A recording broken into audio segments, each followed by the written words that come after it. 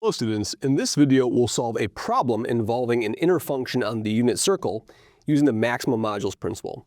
So here's the example of a problem. Let's suppose, proposition, it's a classic example of using the maximum principle. Suppose that f maps c to c as an entire function. That means it's holomorphic everywhere. And modulus of f of z is identically equal to 1 for z on the unit circle. We're going to prove then f is a constant c times z to the n for some constant c and some n in n, like that. Okay. I guess it could be, or it could also be, n could be 0 as well, right? Because if n is equal to 0, then it's just a unimodular constant, right? And a constant works over here, so I can unite that with 0 if you want. Okay. Perfect. And that tells you the structure of the constant c has to be unimodular, basically, right? So c actually, in fact, moreover, you can easily see that this c is equal to e to the I theta for some theta, right? And so here's the idea, right? So I know that on the disk, so proof, f can only have finitely many zeros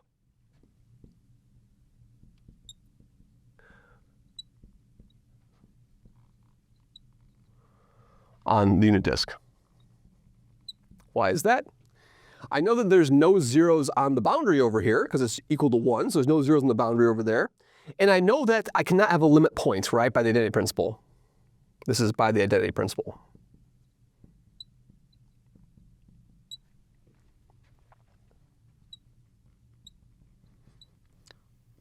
Since f can't have a root, a sequence of roots with an accumulation point.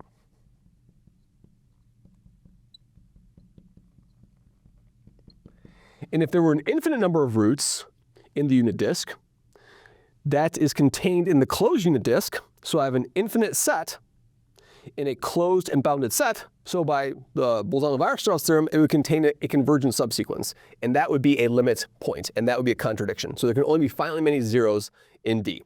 Okay, excellent. That shows you actually the power of the identity theorem, right? The power of the identity theorem. So it may sound simple, but I'm able to actually tell you there's only a finite number of zeros.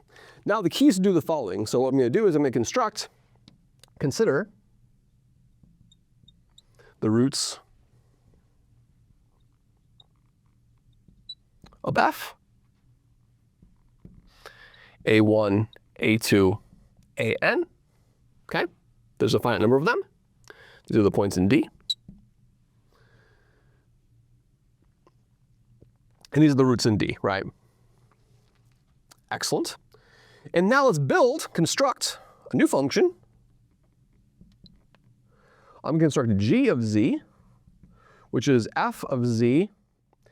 And then I'm going to divide by ba1 of z times ban of z, where those are my Blashcke factors, right?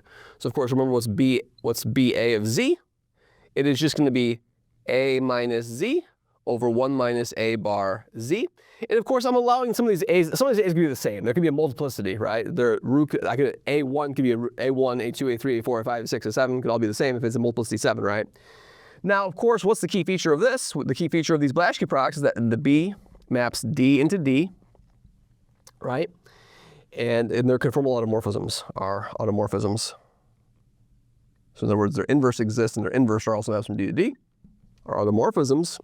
And and they have simple roots at A, right? So BA is a simple root A.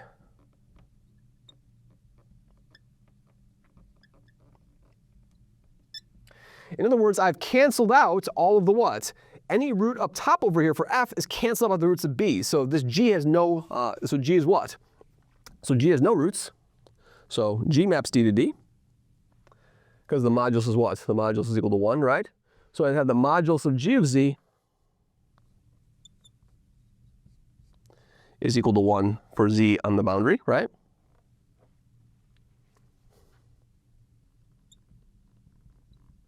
Okay. And g is 0 free.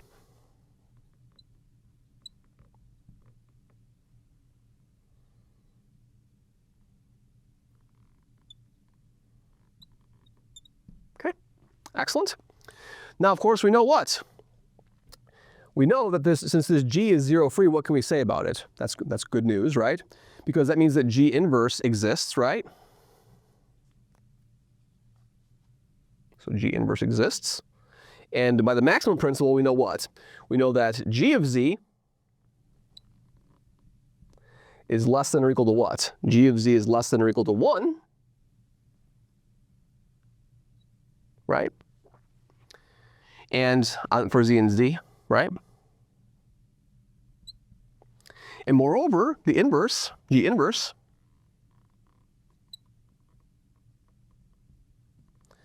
is also less than or equal to 1 over here. And so what does that tell us together, right? Together, what does that, let's see what that means, right? So g and g inverse are less than or equal to 1, right? Which means that g has to be equal to 1 for both the disks. So g has constant modulus. So modulus of g is constant. Modulus of g of z is constant. In d, okay? And what does that say? That says that g is a constant. So that says that g of z is e to the I theta for some theta, okay? Good. Okie doke. And so now what does that say? That says that f of z is what?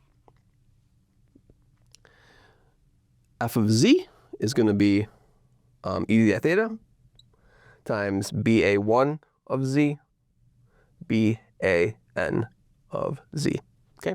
And this follows from the maximum principle, right? So this is the application of our maximum principle, max principle. Right? Good. Okay, excellent. So I've used the maximum principle here, used the maximum principle here, here, right? Good. And so now, of course, f of z,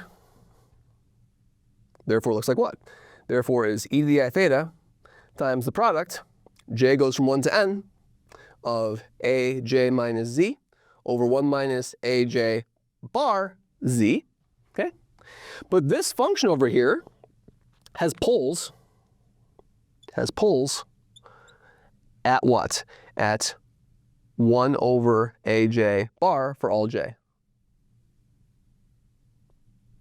But I know that entire functions don't have any poles, right? So the only way this thing doesn't have a pole is if aj has to be 0. That's impossible unless aj is equal to 0. Like that, okay? Good? All right. Yeah, so in some sense what I'm doing, so let's just recap over here. This follows from the maximum principle over here, so that's the maximum principle, okay? And then that's by definition. And now g inverse, of course, I can really use the since g is 0 free, right? We can use the minimum principle basically. So I'm really using, I said maximum principle, but I'm really using the minimum principle. Same idea, right? Because 1 over g, the minimum has to occur on the boundary. That's 1, so no, really this and this, which means it has to be 1 everywhere, right? Good. So that says all the aj's are 0, and that says that f of z is what? Is e to the I theta times the product of what? Basically just negative z, and negative z, right? So that's a negative 1 to the n, z to the n, right? And therefore f of z is a constant, what? Just a number, either plus or minus 1, whatever the number happens to be, times a e to the I theta. So of course that's also from e to the I pi, for example, right? It times z to the power n, and that proves that an entire function whose modulus is constant on the unit circle has to be a unimodular multiple of a monomial. Thank you very much.